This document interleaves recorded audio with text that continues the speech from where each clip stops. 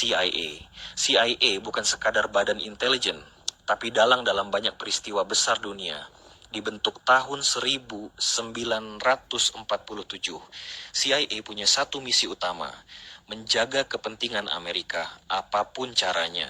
Operasi mereka tak terbatas, dari sabotase ekonomi, penggulingan pemerintahan asing, sampai eksperimen kejam pada manusia sendiri. Proyek MK Ultra misalnya, di mana mereka memberi LSD kepada warga sipil tanpa sepengetahuan mereka untuk menguji kontrol pikiran. Atau Bay of Pigs, misi gagal untuk menggulingkan Fidel Castro di Kuba. Di balik layar, CIA disebut terlibat dalam kudeta Iran, Chile, bahkan dukungan senjata untuk kelompok pemberontak di seluruh dunia. Mereka tak mengenakan seragam, tapi jejak mereka ada di setiap konflik besar modern, GRU. GRU adalah bayangan paling gelap dari militer Rusia, bergerak diam, memukul tepat. Beda dengan KGB atau FSB, GRU tak muncul di layar media, tapi operasi mereka menjangkau seluruh dunia. Mereka tidak hanya mengumpulkan informasi, tapi juga meretas, mengacaukan, bahkan membunuh. GRU disebut dalang dalam intervensi pemilu Amerika tahun 2016. Serangan cyber, itu juga mereka.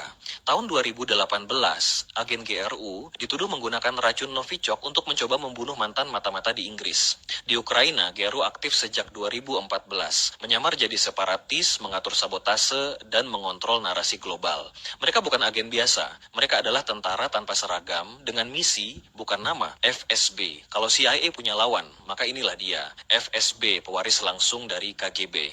Dibentuk setelah runtuhnya Uni Soviet, FSB adalah garda depan Rusia untuk keamanan dalam negeri. Tugasnya mengawasi, membungkam, dan jika perlu menghilangkan. FSB fokus pada kontraterorisme, spionase domestik, dan menjaga stabilitas nasional dengan segala cara. Mereka dikaitkan dengan peracunan lawan politik, sensor internet, hingga penangkapan jurnalis.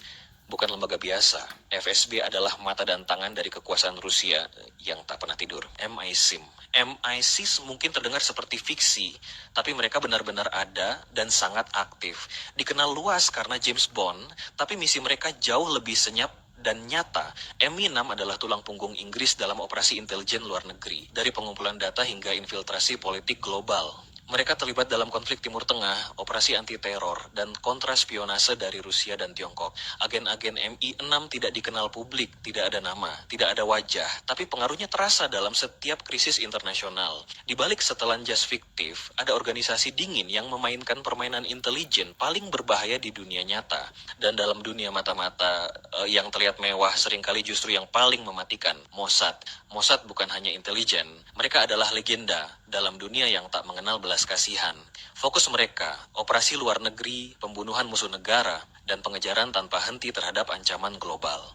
Mereka berhasil menculik Adolf Eichmann, arsitek Holocaust, dari Argentina ke Israel secara diam-diam. Dalam operasi NTB, mereka merencanakan penyelamatan Sandera dari bandara di Uganda. Misi ini sukses dan mengguncang dunia. Ilmuwan Iran, agen Hamas, hingga pemimpin kelompok ekstrim, semua jadi target. Dan Mossad tidak pernah memperingatkan. Di dunia spionase, mereka tak hanya membaca informasi, mereka menciptakan sejarah. DGSE. DGSE bukan nama yang sering terdengar, tapi di dunia intelijen, mereka salah satu pemain paling tenang dan paling efektif. Sebagai badan intelijen luar negeri Prancis, tugas mereka adalah spionase strategis dan kontraterorisme lintas batas. Mereka memantau pergerakan kelompok ekstremis, sabotase politik, dan ancaman terhadap kepentingan global Prancis. Di GSE juga dikenal memainkan peran kunci dalam operasi rahasia di Timur Tengah dan Afrika, wilayah bekas koloninya. Meski tak banyak tampil di berita, laporan menyebut mereka punya pasukan elit sendiri dan jaringan luas di lapangan. Dalam dunia yang gaduh, DGSI memilih diam. Tapi diam bukan berarti lemah. Diam artinya mematikan tanpa suara. RGB. RGB bukan lembaga intelijen biasa. Ini adalah mesin rahasia milik Korea Utara yang bergerak tanpa suara, tapi mematikan. Tugas mereka mencakup penyusupan, pembunuhan target politik, hingga operasi cyber lintas negara. Mereka diduga kuat berada di balik serangan siber besar ke Sony Pictures tahun 2014. Hanya karena film yang menghina Kim Jong-un. RGB juga menciptakan jaringan mata-mata di Korea Selatan, bahkan di dalam militer. Tidak banyak informasi bocor tentang mereka, tapi justru itulah kekuatannya. Tak terlihat, tak terdeteksi, tak terbendung.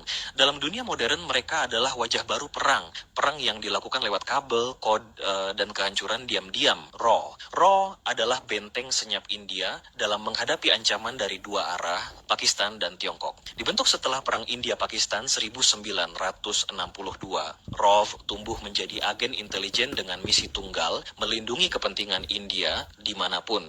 Mereka mengawasi aktivitas militer Tiongkok, menyusup ke wilayah Kashmir, dan disebut terlibat dalam operasi rahasia di Sri Lanka dan Bangladesh. RAW juga aktif dalam kontra-intelijen, menggagalkan operasi mata-mata asing di dalam negeri. Bekerja sama dengan militer, mereka menjadi mata strategis India di perbatasan paling berbahaya di dunia.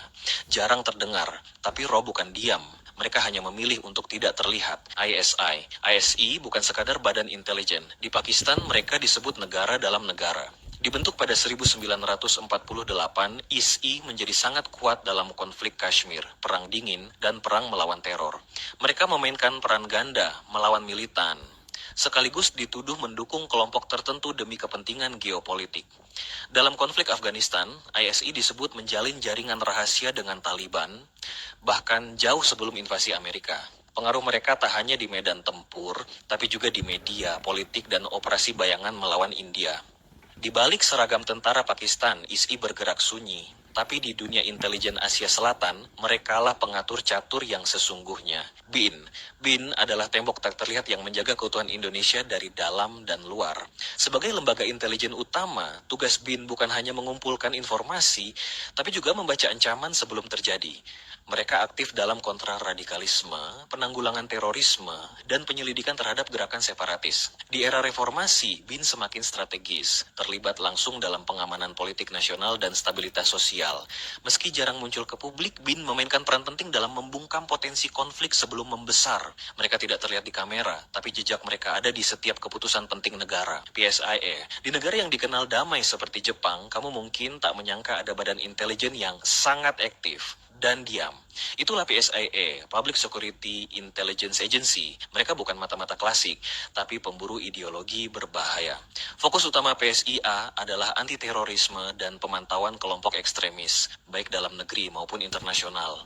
Mereka dikenal memantau sekte-sekte berbahaya seperti Aum Shinrikyo, yang pernah melakukan serangan gas sarin di kereta bawah tanah Tokyo. PSIA juga aktif membendung infiltrasi asing, termasuk aktivitas intelijen dari Korea Utara dan Tiongkok. Jepang mungkin tenang di permukaan, tapi PSIA lah yang menjaga agar ketenangan itu tetap utuh.